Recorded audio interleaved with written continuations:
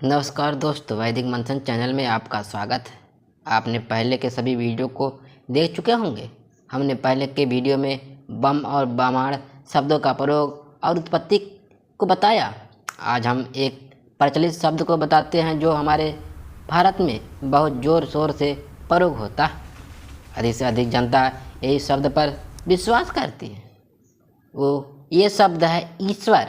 ये नाम तो बहुत सुने होंगे। आइए इसको विस्तार से जानते हैं। ईश्वर या ईश्वर शब्द आज की संस्कारित भाषा संस्कृत का शब्द है, जिसका अर्थ अलौकिक, सर्वशक्तिमान, सृष्टि का संचालक जैसे कर्ता भाव से जाना जाता है।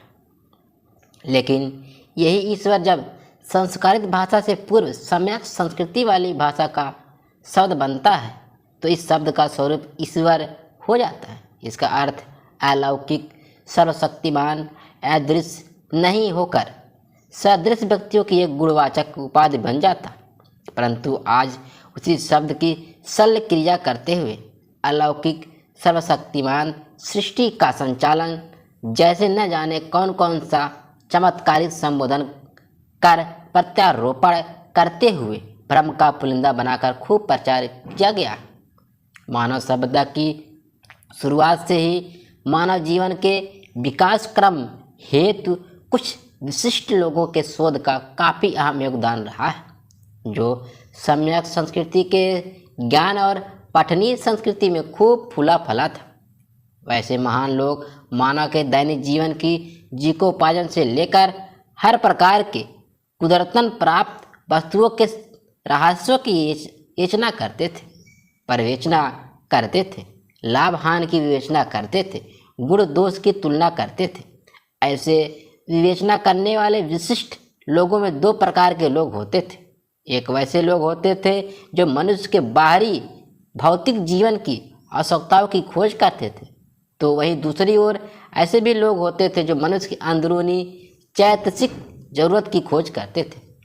बाहरी जरूरत संपूर्ण भौतिक आवश्यकता का स्वरूप थी, जो अंदरूनी जरूरत संपूर्ण चैतसिक आवश्यकता का स्वरूप थी। चैतसिक स्वरूप मनुष्य का राग, द्वेष और मूढ़ता मन की शुद्धि को शुद्ध करता था। इसी वजह से ऐसे शोधकर्ता, खोजकर्ता को मुनि कहा जाता था, जिसमें भगवान बुद्ध और भगवान महावीर जैसे को क्रमशः शाक्य मुनि और जैन मुनि कहा जाता है। आदर से ऐसे लोगों को मुनिवर भी कहा जाता था। दूसरी ओर मानव जीवन के बाहर की भौतिक आवश्यकता के खोजकर्ता, शोधकर्ता को ऋषि कहा जाता है।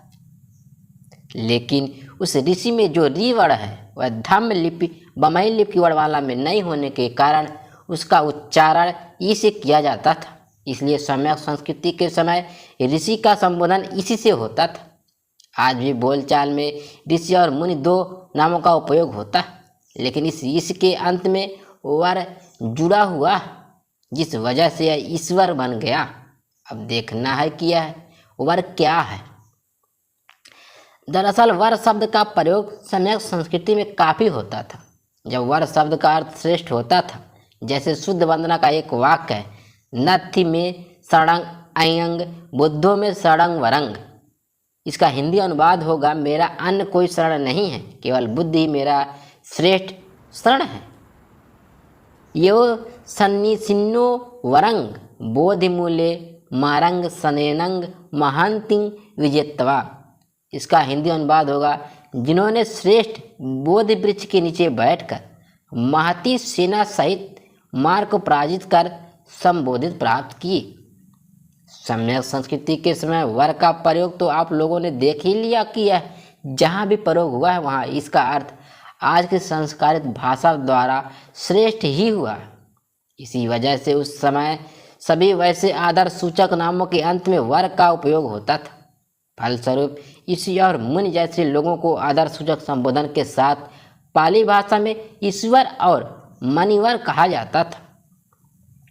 सम्यक संस्कृति के सदृश सामंती संस्कृति में भी बहुत सारे आदर सूचक पदनाम हैं, जिसके संबोधन के समय हम सभी लोग अंत में वर को जोड़ते हैं ताकि उन्हीं की श्रेष्ठता बनी रहे, उनका सम्मान बना रहे, उनका आदर होता रहे। ऐसे प्रयोग का पदनाम मान्यवर, गुरुवर, पूज्यवर होता।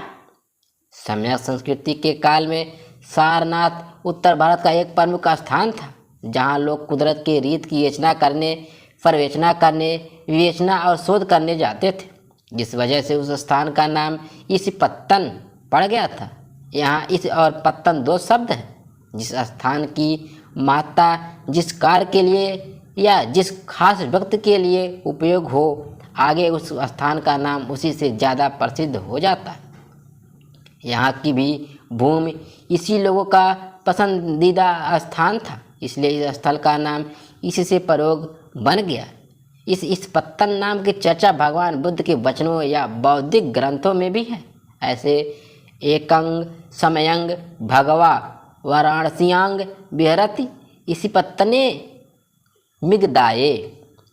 दूसरा नाम पत्तन यानी जल मार्ग के किनारे वाला वह स्थान जहाँ नाव या जहाज को खड़ा करके उतार चढ़ाव का कार्य किया जाता हो, उससे पाली भाषा में पत्तन कहते हैं। ऐसे यह पत्तन नाम का संबोधन आज भी यथावत और वैसे ही कुछ स्थानों को संबोधित किया जाता है जो जलमार्ग के किनारे वाले स्थान हैं, जैसे विशाखापत्तन, मुरगांव पत्तन। ऐसे सम्यक संस्कृति के पत्तन रहे बहुत से स्थानों का नाम आज बदल गया। यह इसी नाम का स्थान भी गंगा नदी के तट पर बसा हुआ है, जहाँ इस लोग जल मार्ग का उतार चढ़ाव करते हुए नदी किनारे घने जंगल वाले स्थान पर साधना करने जाते थे। इसी वजह से उस नदी किनारे वाले स्थान को इसी पत्तन कहते थे, जिसे आज सारनाथ कहते हैं। यही वह क्षेत्र है जहाँ इस लोग जाकर कुदरत के सभी गुण स्वभाव का शोध करते थे। इस जगह पर भगवान बुद्ध नाथ के प्रथम धम्म चक्र पत्तन करते हुए 5 वर्गीय भिक्षुओं को सार दिया था। नाथ ने 5 भिक्षुओं को सार दिया। इस वजह से इस पत्तन स्थान के नाम का बाद में रूपांतरण होकर इसका नाम सारनाथ हो गया।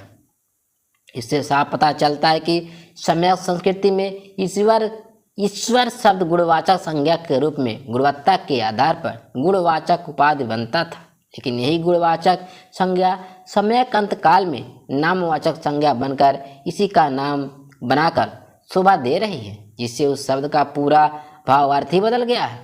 इन सब बातों से स्पष्ट होता है कि सम्यक संस्कृति में इस मतलब ईश्वर शब्द का प्रयोग किसी अदृश्य, अलौकिक, सर्वशक्तिमान जैसे संज्ञा के लिए नहीं, बल्कि मनुष्य के बाहरी भौतिक जीवन की आवश्यकताओं को बेहतर बनाने हेतु निरंतर खोज करने वाले वैज्ञानिक इसी को कहा जाता था, जिन्हें लोग आदर के साथ ईश्वर कहकर संबोधित करते थे।